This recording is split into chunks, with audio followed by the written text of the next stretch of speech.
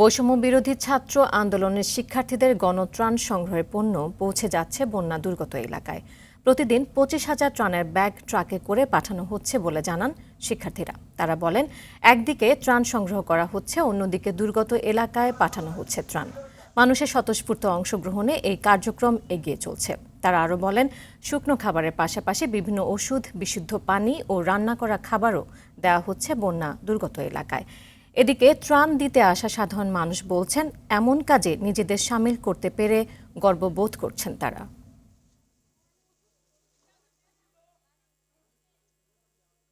যেই জিনিসপত্র কালেক্ট করেছি সেগুলো আমরা দিতে এসেছি, আর যারা বন্যার্তদের সাহায্য লাগবে তাদের জন্য আমরা উপহার নিয়ে এসেছি। বাচ্চাদের শুধু পাঠ্যপুস্তকের পড়াশোনাই যে আমাদের জরুরি, আমরা যেটা মনে করতাম আগে হয়তো, কিন্তু এখন আমার মনে হয় যে মানবিক শিক্ষাটা অনেক প্রয়োজন। সবাই যেভাবে কাজ করতেছে, যেভাবে আগ্রহ নিয়ে এসে এসে কাজ করতেছে, তো ওদের সাথে বসে থাকা যায় না, ওদের সাথে কাজ করতেই ভালো লাগে। চিনি না জানি না, সবাই কেমন যেন আপন আপন হয়ে যেতেছে, হাতে হাতে কাজ করতেছে।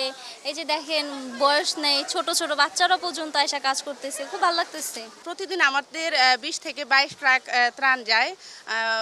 প্রতি ট্রাকে 25,000 ত্রাণ আমরা পৌঁছাতে পারি আর কি।